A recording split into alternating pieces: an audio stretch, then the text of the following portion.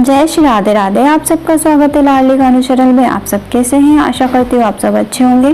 तो आज हम बात करने वाले हैं नरक चतुर्दशी को रूप चतुर्दशी क्यों कहा जाता है। रूप चतुर्दशी की एक बहुत ही प्यारी कथा है, तो वो सुनते हैं और साथ में ही हम इस दिन कौन कौन से उपटन लगा सकते हैं उनके बारे में भी हम जानकारी लेंगे। तो चलिए कथा सुनते हैं। हिरण्यगर्भ नामक राजा अपना राजपाट छोड़कर साधना करने का संकल्प लिया और सालों तक जंगलों में कठोर तपस्या की, लेकिन इस कठोर तपस्या के दौरान उनके शरीर में कीड़े लग गए और उनका शरीर सड़ने लगा। हिरण्यगर्भ इस बात से बेहद दुखी हुए, जिसके बाद उन्होंने अपनी पीड़ा को देव ऋषि नारद के समक्ष रखा।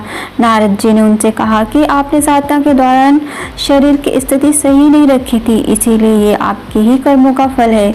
समस्या का समाधान पूछने पर नारद जी ने उनसे कहा कि कार्तिक मास की कृष्ण पक्ष में त्रयोदशी तिथि के दिन अपने शरीर पर उपटन का लेप लगाकर सूर्य उदय के पूर्व स्नान करें, जिसके बाद भगवान सूर्य को अर्घ्य देकर सौंदर्य के देवता श्री कृष्ण की पूजा करें और उनकी आरती करना है। हिरण्यगर्भ ने ऐसा ही किया और अपने शरीर को स्वस्थ पाया। इस प्रकार से तब से ही ये प्रथा चली आ रही है कि चतुर्दशी के दिन उपटन वगैरह लगाते हैं और अपने सौंदर्य को निखारते हैं। तो चलिए हम कौन कौन से उपटन लगा सकते हैं उसके बारे में बात कर लेते हैं। रूप चतुर्दशी के दिन सूर्य उदय से पूर्व उठकर स्नान करने की परंपरा है। इसके बाद चंदन का उपटन एवं तिल के तेल को शरीर पर लगाया जाता है और नहाने के बाद ही सूर्य भगवान को अर्घ्य दिया जाता है। अगर आप उपटन बनाना चाहते हैं तो इस तरीके से बना सकते हैं। 1 चम्मच आटे का चोकर लें, साथ में चावल का आटा लें, इन दोनों को मिलाकर इसमें पुदीने की पत्तियां और गुलाब जल मिलाएं। इस लेप को चेहरे पर लगाने से रूखी त्वचा में छुटकारा मिलता है, साथ ही त्वचा मुलायम हो जाती है। तो आप इस तरीके का भी बना सकते हैं।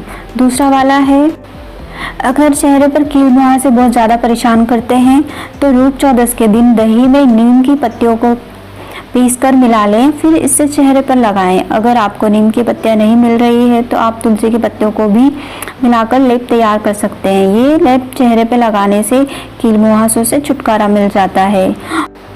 और आप अगर दूसरा तरीका यूज करना चाहते हैं तो ये तरीका भी बहुत आसान है। हल्दी की गांठ को लेकर छाछ में भिगो दें। करीब 5 से 6 घंटे बाद जब हल्दी की गांठ फूल जाए तो इसे पीस लें। इस पेस्ट को चेहरे पर लगाने से रंगत में निखार आ जाता है। ये ध्यान रखिए कभी भी उपटन को पूरी तरह से सूखने ना दें, हल्का सा गीला रहने पर ही उपटन को छुड़ा लें। ये वाला उपटन भी बहुत ही कारगर साबित होता है। अगर आपके पास इनमें से कोई इंग्रेडिएंट्स नहीं है तो आप ये दूसरा वाला भी इस्तेमाल कर सकते हैं। 1 चम्मच बेसन में 1 चम्मच दही लेंगे, हल्दी चुटकी भर और 3 से 4 बूंदे नींबू के रस की मिलाकर पेस्ट तैयार करेंगे। इस लेप को चेहरे पर लगाकर सूखने दें। जब ये सूखने लगे तो हल्के हाथों से रगड़कर इस उपटन को छुड़ाएं। ये उपटन त्वचा को कांतिमय और खूबसूरत बनाने में मदद करेगा।